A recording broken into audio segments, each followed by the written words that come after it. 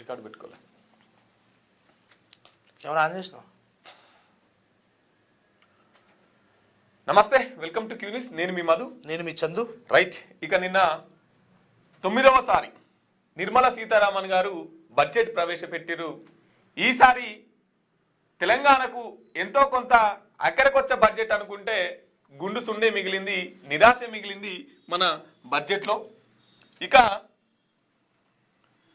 తెలంగాణకు 60 సార్లు ముఖ్యమంత్రి, మన తెలంగాణ ముఖ్యమంత్రి 60 సార్లు ఢిల్లీకి పోయి మంత్రులను కలిసి మాకు RRRకు నిధులు ఇవ్వండి, తర్వాత మెట్రో విస్తరణ, రెండోసారి మెట్రో విస్తరణ పనులు ప్రారంభిస్తున్నాం దానికి నిధులు ఇవ్వండి, తర్వాత మూసి శుద్ధి చేస్తున్నాం దానికి నిధులు ఇవ్వండి అని చెప్పేసి 60 సార్లు ఢిల్లీకి వెళ్ళి కేంద్ర మంత్రులను కలిసినా కూడా నిరాశే.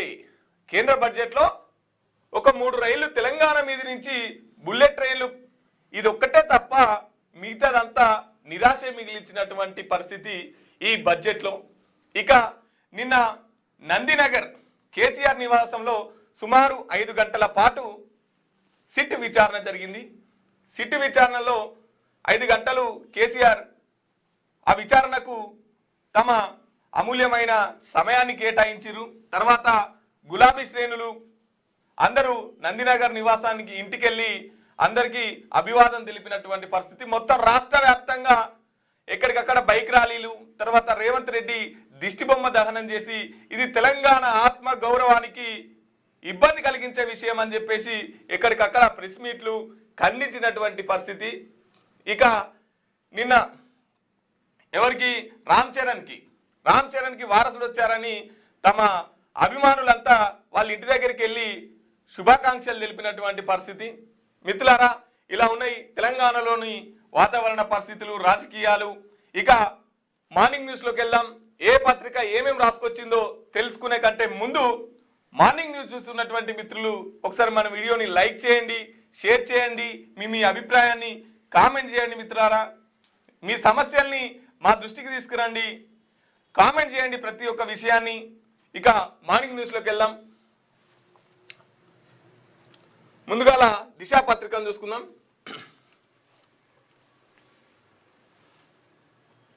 రైట్, వరాలు లేవు, వడ్డింపులు లేవు, ఉచితాలకు సెలవు, దీర్ఘకాలిక లక్ష్యాలతో కేంద్ర బడ్జెట్, మౌలిక సదుపాయాలకు సృష్టికి ప్రాధాన్యం, 10 ఏళ్లలో అత్యధికంగా 12.2 లక్షల కోట్ల కేటాయింపులు, డేటా సెంటర్లు స్థాపించే విదేశీ కంపెనీలకు పన్ను మినహాయింపు, దేశీయంగా విమానాలు C+ల తయారీకి ప్రోత్సాహం, 15% పెరిగిన రక్షణ బడ్జెట్, రాష్ట్రాలకు 1.4 లక్షల కోట్ల పన్ను బదిలీకి నిర్ణయం, మహిళా సాధికారతకు షీమార్ట్లు, జిల్లాకు గర్ల్స్ హాస్టల్, ఐటీ తప్పుగా రిపోర్ట్ చేస్తే జరిమానా, ఉల్లంఘనకు శిక్ష తప్పదు. కేంద్ర ఆర్థిక మంత్రి నిర్మలా సీతారామన్ 2026-27 ఆర్థిక సంవత్సరానికి సంబంధించిన కేంద్ర బడ్జెట్ను పార్లమెంటులో ఆదివారం ప్రవేశపెట్టారు. ఒకే సమయంలో 2 పన్నుల తరహాలో మల్టీ టాస్కింగ్ నిర్ణయాలు ప్రకటన చేశారు. ఆర్థిక వ్యవస్థను వేగంగా అభివృద్ధి చేస్తూనే సామాన్యులకు కొంత ఉపశమనం కల్పించే ప్రయత్నం చేశారు. ఈ బడ్జెట్లో స్వల్పకాలిక ప్రయోజనాల కన్నా దీర్ఘకాలిక వృద్ధిపై ఎక్కువ దృష్టి సారించింది. అధిక పన్ను కోతలు, నగదు ప్రయోజనాలు ఇవ్వడానికి బదులుగా ప్రభుత్వం రోడ్లు, రైల్వేలు, కర్మాగారాలు, విద్యుత్ సాంకేతిక కోసం భారీగా ఖర్చు చేయాలని కేంద్రం నిర్ణయించింది.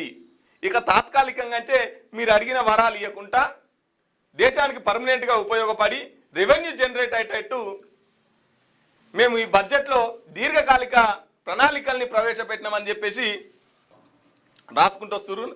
ఇక దీనికి ప్రధాని మోదీ ఇక వాళ్ళు నిర్మలా సీతారామన్ గారు బడ్జెట్ దీనికింత అని మాట్లాడుతున్నప్పుడు, ప్రవేశపెడుతున్నప్పుడు అందరు కూర్చొని సప్పట్లు కొడుతున్నటువంటి పరిస్థితి. వికసిత భారత్ 2047 విజన్ వైపు ప్రయాణానికి ఈ బడ్జెట్ బలమైన పునాది వేస్తుంది. ధైర్యవంతులైన, నైపుణ్యాలున్న భారతీయ యువతకు ఈ సంస్కరణలు ఎన్నో అవకాశాలు అందిస్తాయి. దేశం కేవలం వేగంగా ఎదుగుతున్న ఆర్థిక వ్యవస్థ ఉండిపోవడం పట్ల 140 కోట్ల మంది ప్రజలు సంతృప్తిగా లేరు. భారత్ సాధ్యమైనంత వరకు త్వరలో 3వ అతిపెద్ద ఆర్థిక వ్యవస్థగా మారడమే మాకు కావాలి. 140 కోట్ల మంది ప్రజలు సంతృప్తిగా లేరని చెప్పేసి మీరే చెప్తున్నారు. రైట్, ఈ బడ్జెట్ అంతా 2047 వికసిత భారత్కి పునాది వేస్తుంది. దానికోసం ఈ బడ్జెట్ ఉపయోగపడుతుంది అని చెప్పేసి నరేంద్ర మోదీ గారు తాత్కాలికంగా ఇప్పటికిప్పుడే పైసలు ఇచ్చి మిమ్మల్ని ఆనందపరచడం కంటే భవిష్యత్తు నిర్మాణాలకు ఈ బడ్జెట్ పునాది వేస్తుందని చెప్పేసి ఆ నరేంద్ర మోదీ గారు మాట్లాడుతున్నారు. ఇక రాహుల్ గాంధీ కూడా స్పందించినటువంటి పరిస్థితి, తప్పులు సరిదిద్దుకొని బడ్జెట్ దేశంలోని అసలైన సమస్యలను ఈ బడ్జెట్ నిర్లక్ష్యం చేస్తున్నది. ఉద్యోగాలు లేని యువత, కూలిపోతున్న మ్యానుఫ్యాక్చరింగ్, పెట్టుబడులు వెనక్కి తీసుకుంటున్న ఇన్వెస్టర్లు, కుటుంబాల సేవింగ్స్ తగ్గిపోవడం, నిరాశలో ఉన్న రైతులు, అంతర్జాతీయ శాఖలు వేటిని పట్టించుకోలేదు. చేసిన తప్పును సరిదిద్దుకోవడానికి నిరాకరించే బడ్జెట్ దేశంలోనే అసలైన సంక్షోభాన్ని గుర్తించలేదు. రైట్. ఇక దేశంలో ఏ సమస్యలతోని ప్రజలు బాధపడుతున్నారో వాటిని నిర్మూలించకుండా, సమస్యల్ని నిర్మూలించకుండా వికసిత్ భారత్ పేరు మీద అర్బాటాలకు ఈ బడ్జెట్ పెట్టిరని చెప్పేసి ప్రతిపక్ష నేత రాహుల్ గాంధీ గారు విమర్శిస్తున్నారు. ఇక తెలంగాణకి కూడా గుండు సున్న మిగిలింది. తెలంగాణకి బడ్జెట్లో ₹1 కూడా ప్రవేశపెట్టలేదు.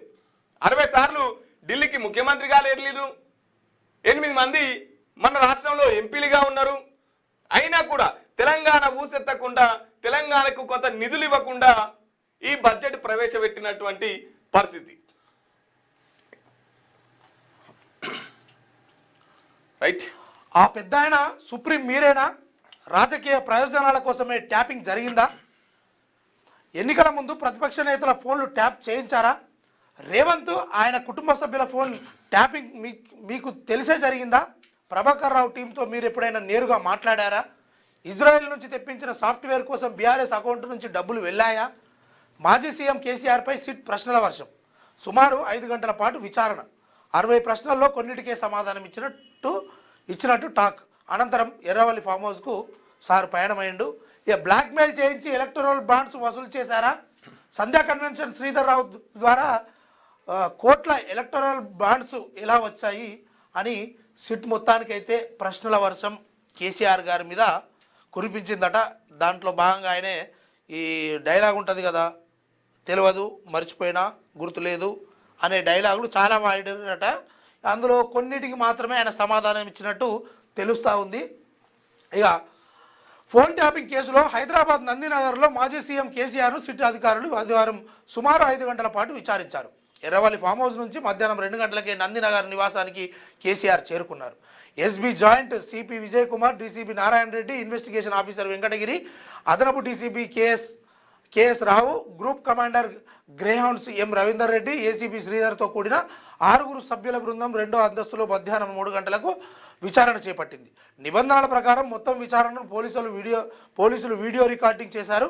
ప్రధాన నిందితుడిగా పేర్కొన్న ఎస్ఐపి మాజీ చీఫ్ ప్రభాకర్ రావు ఇచ్చిన వాగ్మూలం, ఇటీవల కేటీఆర్, హరీష్ రావు విచారణలో వెల్లడైన అంశాల ఆధారంగా సిద్ధం చేసిన సుమారు 60 ప్రశ్నలను కేసీఆర్ ముందుంచినట్టు సమాచారం. అందులో కొన్ని ప్రశ్నలకు కేసీఆర్ సమాధానం ఇవ్వలేదని తెలుస్తున్నది.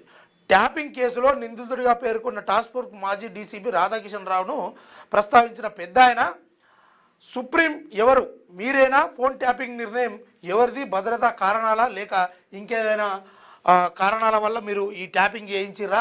ఇక మరి ఆ రేవంత్ రెడ్డికి సంబంధించి మరి మీరే చేయమని చెప్పిరా? ఆ ప్రభాకర్ రావుతో మీరు ఎప్పుడైనా మాట్లాడిరా? ఈ సాఫ్ట్వేర్ కొనడానికి మీరు ఏమైనా డబ్బులు పంపించిరా? దీన్ని అంతా మానిటరింగ్ చేసింది మీరేనా అన్న విషయాలు మొత్తం సిట్ అయితే కేసీఆర్ని అడిగిందంట. ఆ కేసీఆర్ దానికి కొన్ని సమాధానాలు చెప్పిండంట, కొన్ని లేనట్టుగా తెలుస్తూ ఉన్నాయి. ఇక రాష్ట్ర వ్యాప్తంగా బీఆర్ఎస్ ఆందోళనలు.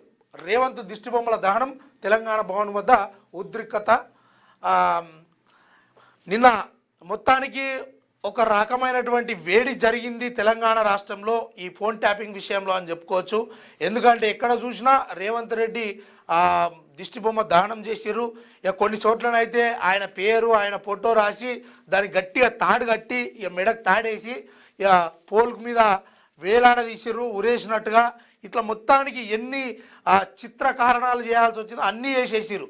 తెలంగాణ రాష్ట్రం సాధనకు గురయ్యేటప్పుడు కూడా ఈ ఇతర రాష్ట్ర సీఎంలను కావచ్చు వాళ్ళను వీళ్ళను మన రాష్ట్రంలో ఉన్నటువంటి నిధులను ఎత్తుకోబోతున్న వాళ్ళని కావచ్చు ఏ రకంగా మనము అప్పుడు చేసినామో ఇప్పుడు తెలంగాణ రాష్ట్రంలో రాజకీయం ఈ ఫోన్ ట్యాపింగ్ విషయంలో ఆ రకంగా వేడెక్కింది. ఇక బీఆర్ఎస్ శ్రేణులు అయితే ఈ రకంగా వ్యవహరించారు. చాలా చోట్ల రాష్ట్రంలోని అన్ని జిల్లాలలో మండలాల వారీగా రోడ్ల మీదకి వచ్చి నిరసనలు తెలిపారు. రేవంత్ రెడ్డి దిష్టి బొమ్మను కూడా దహనం చేసిరు. సీట్ గౌరవించకుండా కేసీఆర్ సహకరించారు. విచారణలో ప్రతి ప్రశ్నకు సమాధానం ఇచ్చారు. ఆయన చిల్లర రాజకీయాలకు వణికిపోయే వ్యక్తి కాదంటుండు కేటీఆర్. ఇక ప్రభుత్వ ఉద్యోగులకు 720 కోట్లు విడుదల, పెండింగ్ బిల్లులు రిలీజ్ చేసిన సర్కారు, సరెండర్ లీవుల ఎన్కాష్మెంట్ ఒకేసారి క్లియర్, బిల్లుల్లో గ్రాట్యుటీ జీపీఎఫ్ అడ్వాన్సులు సైతం. అయితే ప్రభుత్వ ఉద్యోగులకు సంబంధించినటువంటి ఏవైతే నిధుల బిల్లులు పెండింగ్లో ఉన్నాయో వాటన్నిటికి సంబంధించి మన రాష్ట్ర ప్రభుత్వము 720 కోట్లు విడుదల చేసిందట. ఎందుకంటే నిన్న రేవంత్ రెడ్డి గారు మరి అమెరికా నుంచి హైదరాబాద్కు వచ్చేసిండు కదా, దాని పర్వంగానే ఆయన వచ్చి ఇచ్చినటువంటి ఒక శుభవార్త లెక్క ఇక్కడ ప్రచురించడం అయితే జరిగింది. ఇక రాష్ట్రానికి నిరాశే, హై స్పీడు రైలుతో సరి, ఇతర కేటాయింపులు చేయని కేంద్రం, తెలంగాణ విజ్ఞప్తులను పట్టించుకొని మోడీ ప్రభుత్వం, మూసీ మెట్రో RRRకు నో ఫండ్స్, ఐఐఎం విద్యా సంస్థల కేటాయింపులపైన నో రెస్పాన్స్.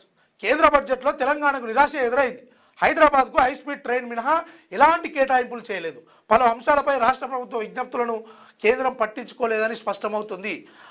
దిశ బ్యూరో కూడా రాసుకొచ్చింది ఏంటంటే మొత్తానికి తెలంగాణ రాష్ట్రం నుంచి ఇతర రాష్ట్రాలకు చేరువయ్యే విధంగా ఏవైతే ట్రైన్ల విషయాల మాత్రమే ఒక 3 ట్రైన్లను కేటాయించింది తప్పితే ఇక మిగతా అన్ని అనుకున్న విధంగా మనం ఏదైతే ఆ ఫ్యూచర్ సిటీ కోసం చేస్తున్నటువంటి కార్యక్రమాలలో భాగంగా ఇతర ఏవైతే ఉన్నాయో మూసీ కావచ్చు, మెట్రో కావచ్చు, RRRకు సంబంధించినటువంటి ఈ పనులకు మనం ఏవైతే చేయాలనుకుంటున్నామో తెలంగాణ అభివృద్ధి తోడ్పాటుకు కేంద్రం గుండుసున్నా పెట్టిందని ఈ తెలంగాణ దిశ రాసుకొచ్చింది. అందులో విధంగా చాలామంది రాజకీయ నాయకులు కూడా అదే మాటను చెప్తా ఉన్నారు. ఇక హై స్పీడ్ జర్నీ, హైదరాబాద్ కేంద్రంగా 3 హై స్పీడ్ రైళ్లు, డైమండ్ కారిడార్కు కేంద్రంగా భాగ్యనగరం అంటూ ఒక వార్తను వేసుకొచ్చింది. ఇక సౌమ్య మృతదేహానికి నివాళులర్పిస్తున్న మంత్రి జూపల్లి, సౌమ్య కుటుంబానికి రూపాయలు 1 కోటి ఎక్స్గ్రేషియా, సర్వీస్ కాలానికి వేతనం సైతం చెల్లిస్తాం, ఆమె తమ్ముడికి సర్కారు ఉద్యోగం, మంత్రి జూపల్లి అంటూ గాంధీ ఆసుపత్రిలో సౌమ్య మృతదేహానికి నివాళి. అవును, సౌమ్య గారు అక్కడ ఉండే కదా, నిమ్స్లో ఉన్నారని రాసిరు నిన్న మొన్న, గాంధీకి తీసుకొచ్చిరా. అయితే ఎవరైతే ఈమెనే కదా కానిస్టేబుల్, నిజామాబాద్కు సంబంధించినటువంటి గంజాయిని పట్టుకునే క్రమంలో దాడి చేసినటువంటి దుండగులలో పోరాడి ఓడిపోయినటువంటి మహిళా కానిస్టేబుల్ ఎవరైతే ఉన్నారో సౌమ్య నిన్న తుదిశ్వాస విడిచిరు కాబట్టి ఆమెకు నివాళులు అర్పించారు మంత్రి జూపల్లి గారు. అందులో భాగంగానే ఆమె ఇంటికి, ఆమె కుటుంబానికి 1 కోటి రూపాయలు ఎక్స్గ్రేషియా ప్రకటిస్తున్నట్టు, వాళ్ళ తమ్మునికి ఒక ఉద్యోగం కూడా ప్రభుత్వం నుంచి ఇస్తున్నట్టుగా ఇస్తామని చెప్పేసి ఒక అభివాదం అయితే చేసిండు. మొత్తానికి తెలంగాణ రాష్ట్రంలో ఇలాంటి దొంగలు తయారైపోయి వాస్తవానికి పోలీసు వాళ్ళ మీద, ఇతర సాధారణ వ్యక్తుల మీద కూడా ఇలాంటి ఆకతాయిల దాడులు ఎక్కువైపోతూ ఉన్నాయి. కఠినంగా వాళ్ళని శిక్షించాలి. అలాంటి కార్యక్రమాలు చేసే ఎంతటి వారినైనా వాటి వెనుకాల ఎవరున్నా వాళ్ళని తప్పకుండా శిక్షించాలి, కఠినమైన చర్యలు ఉండాలి. మళ్ళీ అలాంటి పని ఓడలు చేయాలంటే వణుక్కు ఉట్టాలి. అందుకోసమే నడి రోడ్డు మీద ఏం చేయాలో అది చేయాలవన్నీ. రైట్. ఇక మొత్తం బడ్జెట్ 53,47,315 కోట్లు, రెవెన్యూ వసూళ్లకి 35,33,150 కోట్లు, రెవెన్యూ వ్యయం 41,25,494 కోట్లు, మూలధన వసూలు 18,14,165 కోట్లు, మూలధన వ్యయం 12,21,821 కోట్లు. ఇక నిర్మలమ్మ రికార్డు, 9వసారి కేంద్ర బడ్జెట్ను ప్రవేశపెట్టిన తొలి ఆర్థిక మంత్రి, 9 బడ్జెట్లు 9 చీరలు, వాటి ప్రత్యేకతలు తెలుసా అన్నట్టు. వీటి ధరలు పెరుగుతాయి, వీటి ధరలు తగ్గుతాయి. ఇక్కడ రూపాయి రాక అంకెలు పైసలు. రుణేతర మూలధన వసూళ్లు ఇవి తగ్గేటి అన్నట్టు. రుణేతర మూలధన వసూళ్లు తగ్గుతున్నాయి 2%, ఇతర అప్పులు 24, పన్నేతర ఆదాయం 10, కస్టమ్స్ 4, జిఎస్టి 15, కార్పొరేషన్ ట్యాక్స్ 18, కేంద్ర ఎక్సైజ్ సుంకాలు 6, ఆదాయ పన్ను 21. ఇవి రూపాయి తగ్గేటివి, ఇవి పోయేటివి. కేంద్ర ప్రాయోజిత పథకాలు 8, సబ్సిడీలు 6, రక్షణ రంగానికి 11, వడ్డీ చెల్లింపులు 20, పన్ను సుంకాల్లో రాష్ట్రాల వాటా 22, ఫైనాన్స్ కమిషన్ బదిలీలు 7, కేంద్ర ప్రభుత్వ రంగ పథకాలు 17, ఇతర ఖర్చులు 7, కుప్పకూలిన స్టాక్ మార్కెట్. ఇవి రూపాయి రాక, ఇవేమో రూపాయి పోక. ఇవే మనకు వచ్చేటి, ఇవేమో పోయేటి. ఇక మొత్తం మీద అయితే మొత్తం బడ్జెట్ 53,47,315 కోట్లు మొత్తం బడ్జెట్ని పెట్టినటువంటి పరిస్థితి. ఇక దిశకు KTR legal notice. MP Dharmapuri Arvind వార్త తొలగించాలని తాకీదు. న్యాయపరంగానే ఎదుర్కొంటాం దిశ యాజమాన్యం చెప్తుంది. 24వ తారీఖు, గత నెల 24వ తారీఖు ఒకటి వార్త ఇచ్చింది. ఏంటంటే కేటీఆర్ పెద్ద డ్రగ్ పెడ్లర్.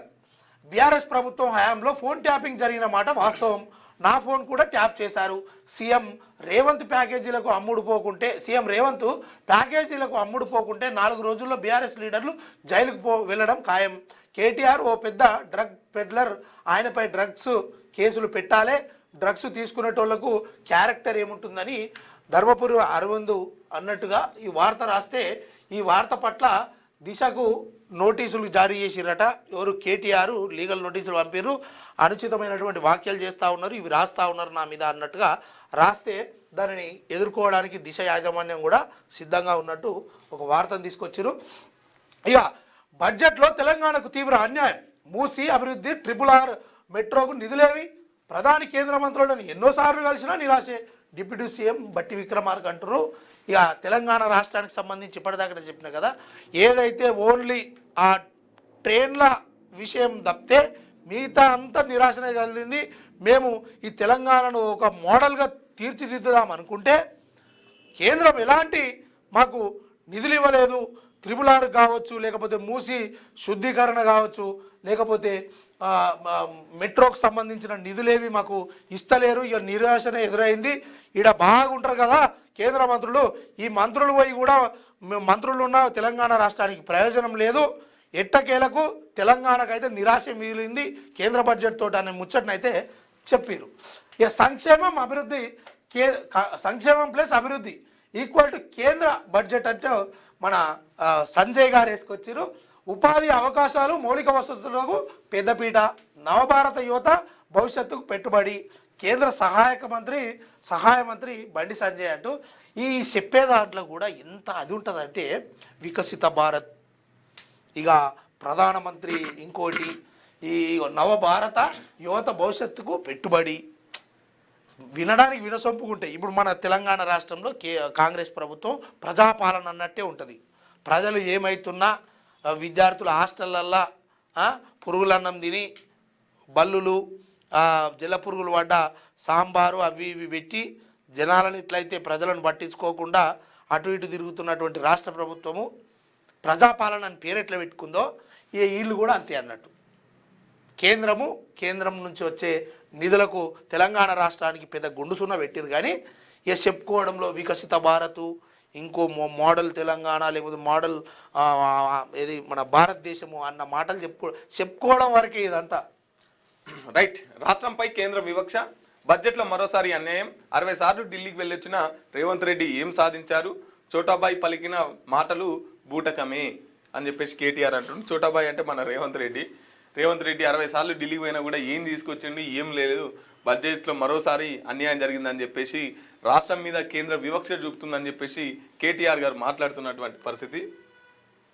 8న నిర్మల్కు అమిత్ షా, బహిరంగ సభకు పార్టీ శ్రేణుల ఏర్పాట్లు, లక్షల మందిని తరలించే ప్లాన్, మున్సిపల్ ఎన్నికల కోసం ప్రచారం కోసం టూర్. ఇక మున్సిపల్ ఎన్నికల దానికి సంబంధించి నిర్మల్కు అమిత్ షా గారు వస్తున్నారంట 8వ తారీఖు నాడు. రైట్. ఇది దిశ పత్రిక. ఇక వెలుగు దిన పత్రికను చూసుకునే ప్రయత్నం చేద్దాం.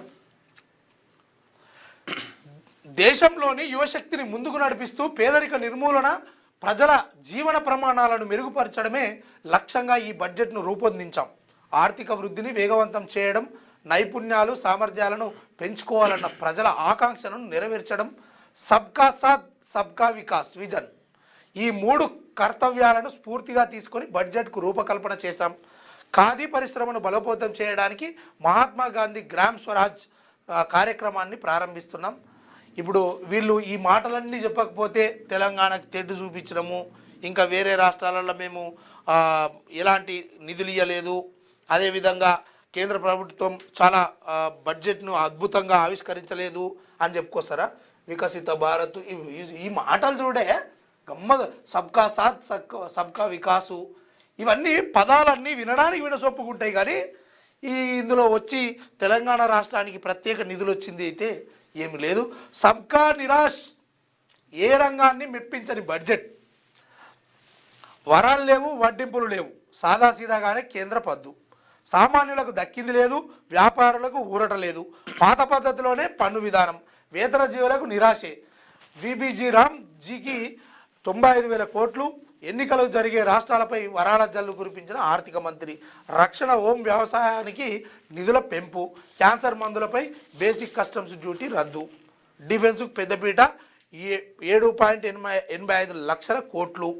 ఇక హైదరాబాద్కు 3 హైస్పీడ్ రైళ్లు, పూణే, బెంగళూరు, చెన్నై కారిడార్లకు దేశవ్యాప్తంగా మొత్తం 7 కారిడార్లకు కేంద్రం గ్రీన్ సిగ్నల్. బడ్జెట్పై ప్రత్యేక కథనాలు 2, 3, 4, 5, 6 పేజీల్లో అంటూ ఒక వార్త తీసుకొచ్చారు. ఇక్కడ విషయం ఏంటంటే కేంద్రం నుంచి వరాలు లేవు, వడ్డింపులు కూడా లేవట. ఇక దీనికి సంబంధించి ఎవరైతే క్యాన్సర్ పేషెంట్లకు ఒకటి, అదే ఇతర దేశాల్లో చదువుకోనికి పోయే విద్యార్థులకు శుభవార్త, ఇట్లా కొన్ని శుభవార్తలు మాత్రమే తీసుకొచ్చింది. కానీ రాష్ట్ర ప్రభుత్వ ప్రయోజనానికి సంబంధించిన నిధులైతే ఏ రకంగా ఒక కేటాయింపు అయితే జరగలేదు. ఇక మొత్తం బడ్జెట్ 53.5 లక్షల కోట్లు. కేంద్ర బడ్జెట్ దాదాపు అన్ని వర్గాలకు నిరాశ మిగిల్చింది. పేద మధ్యతరగతి ప్రజలకు కొత్తగా ఏ ప్రయోజనం చేకూరలేదు. బడ్జెట్లో పెద్దగా వరాలు లేవు, వడ్డింపులు లేవు. ఆర్థిక మంత్రి నిర్మలా సీతారామన్ సాదాసీదా బడ్జెట్ను ప్రవేశపెట్టారు. త్వరలో ఎన్నికలు జరిగే రాష్ట్రాలపై మాత్రం వరాల జల్లు కురిపించారు. రక్షణ, హోం, వ్యవసాయ ఆరోగ్య రంగాలకు మాత్రమే ప్రాధాన్యం దక్కింది. క్యాన్సర్ మందులపై బేసిక్ కస్టమ్స్ డ్యూటీని తొలగించడం, ప్రతి జిల్లాకు ఒక బాలికల హాస్టల్ నెలకొల్పుతామని హామీ ఇవ్వడమే ఊరటనిచ్చే అంశాలు. మొత్తంగా ఈ 53.5 లక్షల కోట్ల అంచనాలతో 2026-27 కేంద్ర బడ్జెట్ను ఆదివారం ఉదయం లోక్సభలో ఆర్థిక మంత్రి ప్రవేశపెట్టారు. వికసిత్ భారత్ సాధన దిశగా ఆర్థిక వృద్ధిని వేగవంతం చేయడమే లక్ష్యంగా బడ్జెట్ రూపొందించామని బడ్జెట్ స్పీచ్లో ఆర్థిక మంత్రి ప్రకటించారు. పన్నుల విధానంలో పాత పద్ధతిని కొనసాగించడంతో వేతన జీవులకు నిరాశ మిగిలింది. కేంద్ర బడ్జెట్ స్టాక్ మార్కెట్కు బిగ్ షాకే ఇచ్చింది. విదేశీ ఇన్వెస్టర్లను ఆకర్షించే చర్యలు పెద్దగా లేకపోగా సెక్యూరిటీస్ ట్రాన్సాక్షన్స్ ట్యాక్స్ ఎస్టీటీ పెంచడంతో సెన్సెక్స్, నిఫ్టీ కుప్పకూలాయి. మరోవైపు ఏప్రిల్ నుంచి కొత్త ఆదాయ పన్ను చట్టం అమల్లోకి వస్తుందని, పాత చట్టంలోని క్లిష్టమైన నిబంధనలు సరళంగా మారుతాయని ఆర్థిక మంత్రి చెప్పారు. ఇక ఉపాధి హామీ స్థానాల్లో కొత్తగా తెచ్చిన విబిజీ రామ్ జీ పథకం అమలు కోసం బడ్జెట్లో 95,000 కోట్లు కేటాయించారు. ఉపాధి హామీ కింద ప్రస్తుతం కొనసాగుతున్న పనులు పూర్తి చేసేందుకు 30,000 కోట్లు అలకేట్ చేశారు. సంక్షేమ పథకాలు, ఎరువులు, చిన్న పరిశ్రమలకు రాయితీలపై పెద్దగా దృష్టి సారించలేదు. ఎందుకంటే కేంద్రం నుంచి కొంతవరకు కొన్ని స్కీములు ఉంటాయి. పేదలకు సంబంధించి చిన్న చిన్న బిజినెస్లు చేసుకునేటోళ్ళు కావచ్చు, లేకపోతే 1 లక్ష, 2 లక్షలు, 5 లక్షలు రుణాలు ఇచ్చే దిశగా కూడా కేంద్ర బడ్జెట్లో అలాంటి ఊసే లేదు, అలాంటి మాటే లేదు. వాళ్ళందరికీ కూడా ఒక నిరాశ ఎదురైంది అని చెప్పేసి చెప్తా ఉన్న పరిస్థితి. 10 లక్షల కోట్లు ఆవిరి. భారీగా పడిన షేర్ మార్కెట్. ఊహించని విధంగా ఎస్టీటీ పెంపుతో షాక్. అధికంగా నష్టపోయిన బ్రోకరేజ్ కంపెనీల షేర్లు. ఐటీ మినహా అన్ని సెక్టార్ల ఇండెక్స్లు నష్టాల్లోనే కుప్పకూలిన ప్రభుత్వ బ్యాంకుల షేర్లు. వాటి పనితీరుపై కమిటీ వేస్తామనడమే కారణం. ఎంసీఎక్స్లో పడిన గోల్డ్, సిల్వర్ ధరలు. మొత్తానికి ఇప్పుడు సెన్సెక్స్ ఏమో కిందికి పోయింది, నిఫ్టీ ఏమో కిందికి పోయింది. ఈ మొత్తానికి సెన్సెక్స్ పైకి పోయింది, నిఫ్టీ కిందికి పోయింది అన్నట్టుగా ఒక వార్తనైతే తీసుకొచ్చింది. కానీ 10 లక్షల కోట్లు ఆవిరైపోయింది. ఎందుకంటే ఈ స్టాక్ మార్కెట్స్ ఇవి ఏదైతే ఉందో మొత్తానికి డమాల్ అయిపోయిన పరిస్థితి.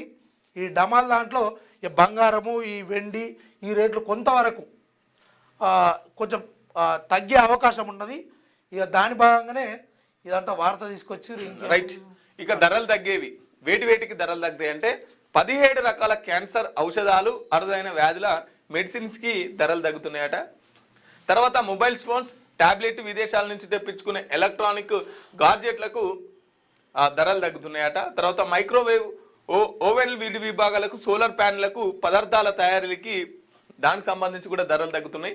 ఈవీ బ్యాటరీలు, ఎయిర్ క్రాఫ్ట్ బ్యాగాలు, తర్వాత రెన్యూవబుల్ ఎనర్జీ పరికరాలకు, తర్వాత బట్టలు, బ్యాగులు, షూస్, కాస్మెటిక్, విదేశీ పర్యటన ప్యాకేజీలు, విదేశీ విద్య, ఎనర్జీ ట్రాన్సిషన్ పరికరాలకు, తర్వాత క్యాపిటల్ గూడ్స్, క్రిటికల్ మినరల్స్, అణు విద్యుత్ ప్రాజెక్టులకు వాడే పరికరాలకు వీటికి ధరలు తగ్గుతున్నాయట. ఇక ధరలు వేటికి పెరుగుతున్నాయి అంటే ఇంపోర్టెడ్ స్మార్ట్ టీవీలు, డెల్, అసూస్ లాంటి బ్రాండ్ హై ఎండ్ ల్యాప్టాప్లకు ధరలు పెరుగుతున్నాయట. రిఫ్రిజిరేటర్లు, ఎయిర్ కండిషనర్లు, కాఫీ రోస్టింగ్, బ్రూవింగ్, వెండింగ్ తయారీ యంత్రాలకు ధరలు పెరుగుతున్నాయంట.